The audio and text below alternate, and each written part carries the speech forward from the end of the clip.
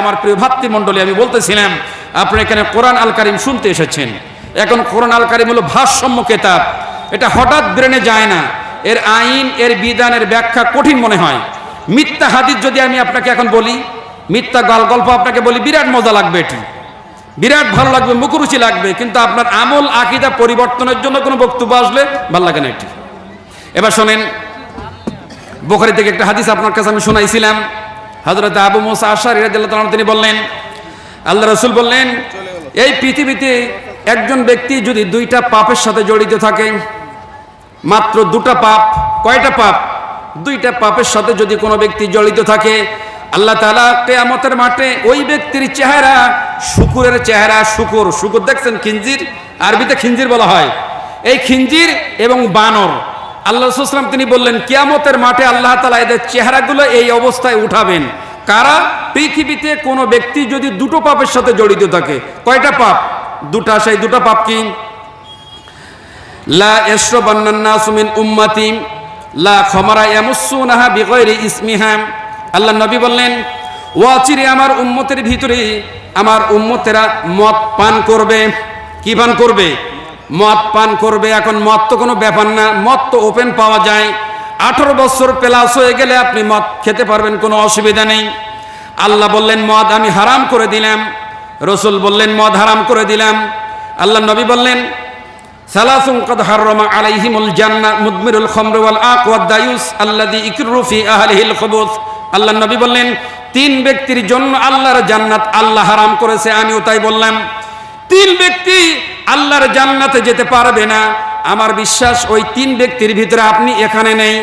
ওই 3 ব্যক্তির ভিতরে যদি আপনি থাকেন, আল্লাহর নবীর ভাষা অনুযায়ী ওই ব্যক্তি আল্লাহর জান্নাতে যেতে পারবে না। তার প্রথমটা হলো এই, যারা নেশা দ্রব্যের সাথে জড়িত আছে। নেশা বলতে কি বোঝায়?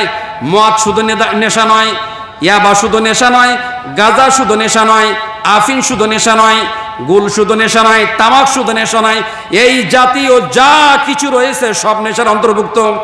এখন কেউ বলতে পারে সামান্য এই যে পানের সাথে জর্দা খালি, এটা করলো মুশকিল। মুশকিল শব্দের অর্থ কি? বিকৃতি।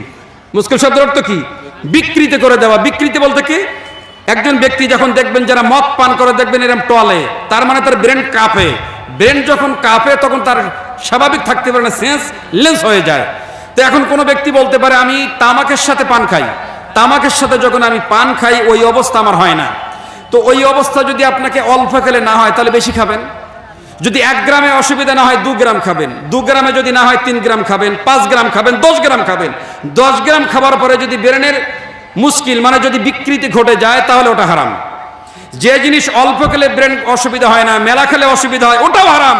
ওটা পৃথিবীর কোনো ব্যক্তি হালাল করতে পারবে না। পানের সাথে বলেন আর খুনের সাথে বলেন, আর বাথরুমে যখন যাবে, অনেক মুরব্বী আছে যাদের ব্যক্তিত্ব নেই, আমি এদেরকে ব্যক্তিত্বে লাথি মারি। মুসলিমদের ব্যক্তিত্ব এত বেশি ছিল, মুসলিমদের ব্যক্তিত্ব এত মর্যাদা ছিল, কোন সাহাবা যখন কাফেরের পাশ দিয়ে হেঁটে যেত, কাফেররা তাকাই বলতো মুসলিম যাচ্ছে, এর ব্যক্তিত্ব দেখো, এটাই হলো ব্যক্তিত্ব। হযরত ওমর 5000 কিলোমিটার শুয়ে আছেন চাটাইয়ের উপরে, চাটাই, যার কোনো নিরাপত্তা নেই, যার কোনো নিরাপত্তার প্রয়োজন হয় না, চাটার উপরে ওমর শুয়ে আছেন। 5000 কিলোমিটার দূরে তার প্রতিনিধি আছে, ওই প্রতিনিধি ওখানে বসে ভয়ে কোনো অন্যায় করতে পারছে না, ওমর বসে আছেন। এর নাম ব্যক্তিত্ব, এর নাম হলো ব্যক্তিত্ব। আপনার ব্যক্তিত্ব নষ্ট হয়ে গিয়েছে, আপনার মুখে দাঁড়িয়ে আছে মসজিদের 5 ওয়াক্ত সালাত আদায়কারী একজন মুসল্লি, আর আপনি যখন বাথরুমে প্রবেশ করেন চুন দিয়ে আর খুনে দিয়ে ডুলে গালের ভিতরে যান, ও গালের ভিতরে ফেরেশতারা বাল ঢুকাই দিবে আপনাকে। শুনে নেন, যে জবান আল্লাহ তাআলা আপনাকে দান করেছেন, খলাকাল ইনসান আল্লামাহুল বায়ান। আল্লাহ তাআলা বললেন মানুষের ব্যক্তি যে স্বাধীনতা, বাক স্বাধীনতা, আমি আল্লাহ পরিপূর্ণতাকে স্বাধীন করে দিলাম। আমরা শুধু খাই না, এখান থেকে কথাও বলি, উচ্চারণ করি আমরা। এটা চিকিৎসা বিজ্ঞানীরা প্রমাণ করেছেন, মানুষের যে জিহ্বা দিয়ে কথা বলে, এই জিহ্বার উপরে আমি আল্লাহ 3000 আলাদা আলাদা স্বাদ দান করেছি, আলাদা আলাদা স্বাদ। এক খাবারের এক স্বাদ, এক মিষ্টির একরকম স্বাদ, এক মাছের একরকম স্বাদ, একটা গোস্তের একরকম স্বাদ। এটি আল্লাহ তাআলা জিহ্বায় দান করেছেন। এই জিহ্বা দিয়ে আমরা কি করি? লিসানুন যিকরুল্লাহ, আল্লাহ জিকির করি আমরা। এই জিহ্বা দিয়ে আমরা কি করি? ওই যে ভাইয়ের গালাগালি করি। এই জিহ্বায় কি করি? খুনি মারি, গুল মারি, বিড়ি মারি। বিড়ির ভিতরে 2টা জিনিস আছে, একটা হলো দুর্গন্ধ আর একটা হলো আগুন। জাহান্নামের ভিতরে 2টা জিনিস পাওয়া যায়, একটা হলো দুর্গন্ধ, একটা হলো আগুন। পৃথিবীর থেকে কোনো মুসলমানের বাচ্চা যেই চেহারাটা আল্লাহ এত সুন্দর করলেন, লাকাদ খালাকনাল ইনসানা ফি আহসানি তাকওয়িম, সৃষ্টি জগতের ভিতরে আল্লাহ সবচেয়ে নৈপুণ্যতা দিয়ে সবচেয়ে সুন্দর করে আল্লাহ তাআলা সবচেয়ে ভালোবাসা দয়া দিয়ে সৃষ্টি করলেন মানুষের। আর তার ভিতরে মানুষের চেহারাটা, এখানে অতগুলো মহিলা আছে, এতগুলো পুরুষ বেটা ছেলে এখানে আছে, একজনের চেহারার সাথে আরেকজনের চেহারার মিল নেই। এই যে আলাদা আলাদা রূপ আল্লাহ তাআলা দান করলেন, এর ভিতরে আল্লাহর সবচেয়ে বড় একটা বিষয় যে আমরা কথা বলতে পারি। আমার বাড়িতে গাভী আছে, আমার বাড়িতে বকরি আছে, আমার ভিতরে অন্যান্য প্রাণী আছে, কেউ আজ পর্যন্ত আমার সাথে কথা বলি নাই, আর আমি কথা বলছি, আমার ভাইরা কথা বলছে।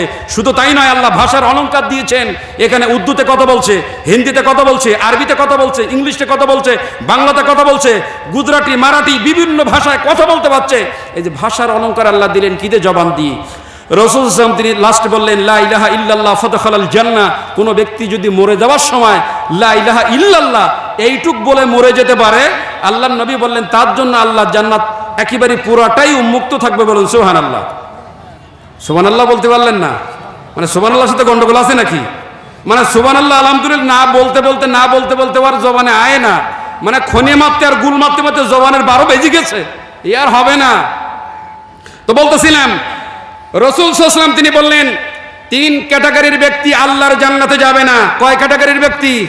3 ক্যাটাগরির ব্যক্তি। তার 1, মুদমিনুল খামরু, নেশার সাথে যারা জড়িত আছে। এখন থেকে আপনাকে এই মাঠে যারা বসে আছেন, এখন থেকে সিদ্ধান্ত গ্রহণ করতে হবে আপনাকে। আপনি মুসলমানের বাচ্চা যদি হন, আপনার যদি মুসলিমদের, আমি খালিদ বিন ওলীদের উত্তরসূরি, ওমরের উত্তরসূরি, ওমর এমন একজন সাহাবা ছিলেন যে পথ দিয়ে ওমর যেতেন, শয়তান 40 দিন ভয়তে ও পথে যেত না। আর আমরা যেই এলাকায় থাকি, শয়তান চিন্তা করে আল্লাহ আমার এই এলাকায় থেকে লাভ নাই, আমার চেয়ে বড় শয়তানও। শয়তানের প্রতিনিধি করি এখন আমরা। শয়তান ভয়ে এলাকায় আসে না, শয়তান চিন্তা করে আল্লাহ আমি তো শয়তান, কিন্তু আমি তো কিভাবে শয়তান, আমার উপরে শয়তানেরাই। কথা বলেন।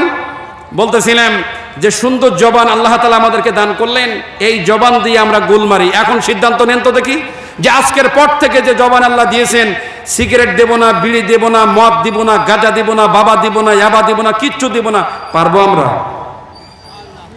কি? ইনশাল্লাহ। আল্লাহ তৌফিক দিলি, মানে তৌফিক দিলি করবো না এরম নাই। যারা খান তারা হাত তোলেন, যারা এই কাজের সাথে জড়িত আছে তারা হাত তোলেন তো দেখি কারা কারা খান। বাবারে, আল্লাহর ওলি নিয়ে বসে আছে যে আমি এখানে, এত বড় আল্লাহর ওলি তো আমি জানতাম না। তার মানে আপনারা এগুলো খান না, তাই তো? যারা খান, সামিয়ানা ওয়া আতানা, সিদ্ধান্ত আপনাকে নিতে হবে আজকের পর থেকে কাজ করব না। শুনে নেন, আল্লাহর নবী বললেন 2টি পাপ, পৃথিবীর কোনো মানুষ যদি এই 2টো পাপের সাথে জড়িত থাকে, কিয়ামতের মাঠে আর সুন্দর চেহারা উঠবে না, উঠবে শুয়োরের চেহারা। কার চেহারা? শুয়োর খুব ভালো জিনিস না? শুয়োর ভালো না খারাপ? আল্লাহর নবী বললেন লা ইয়াশরাবান্নান নাসু মিন উম্মতি লা খামরা ইয়ামুসুনাহা বিগয়রি ইসমিহা। হযরত আবু মুসা আশআরী হাদিসে বর্ণনা করেছেন, আল্লাহর নবী বললেন আমার উম্মতেরা অচিরেই মদ পান করবে, ইয়ামুসুহা বিগয়রি ইসমিহা।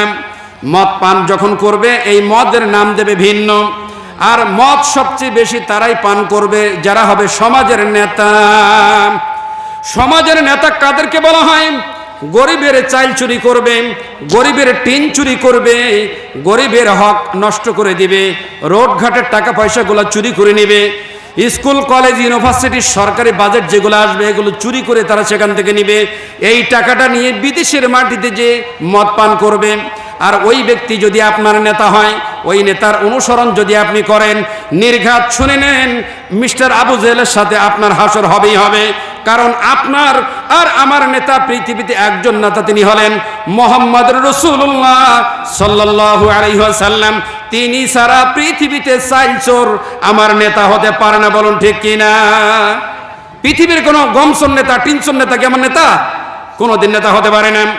এটা হলো 1 নাম্বার পাপ।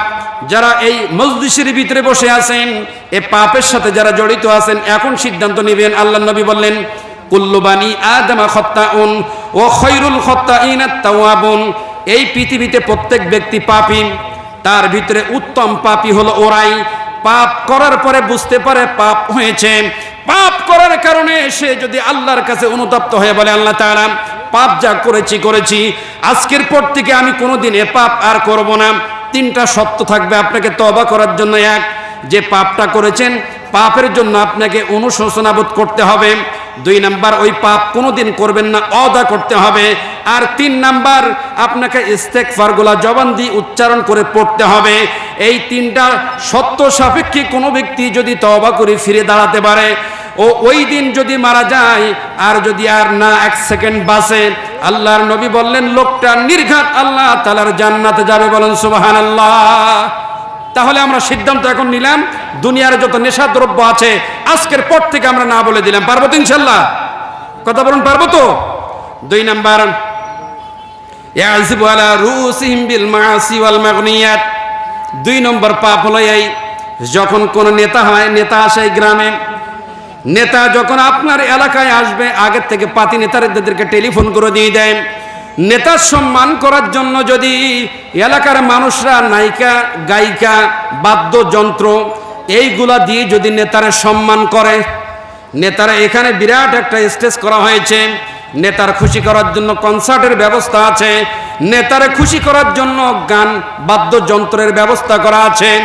এই কাজে যদি এলাকার ব্যক্তি সহযোগিতা করেন, আর ওই সহযোগিতায় আপনি যদি হাতের দ্বারা মুখের দ্বারা যদি বাধা না দেন, ওই কাজটাই যদি আপনি অন্তর থেকে সাপোর্ট করেন, আর ওখানে এসে যদি ওই কনসার্টে এসে আপনি হাজির হয়ে যান, ওই মজলিসে আপনি এসে বসেন, তার মানে আপনিও শামিল হয়ে গেলেন। আমার ভাইরা, আল্লাহর নবী বললেন এই 2টা কাজের সাথে পৃথিবীর কোনো ব্যক্তি যদি জড়িত হয়ে যায়, পৃথিবীর ব্যক্তিরা যদি এই 2টা কাজের সাথে সংযোজন হয়ে যায়, কিয়ামতের মাঠে আল্লাহ তাআলা এই 2 ব্যক্তিদের চেহারা করবেন শুকুরের মতো আর বানরের মতো। বলুন নাউজুবিল্লাহ। বলুন তো দেখি, এই কাজের সাথে আমাদের জড়িত আছে না নাই? কথা বলুন, আছে না নাই? এ কাজ করা আমাদেরকে যাবে না। আল্লাহ আমাদেরকে মাফ করুক। বলুন আমিন।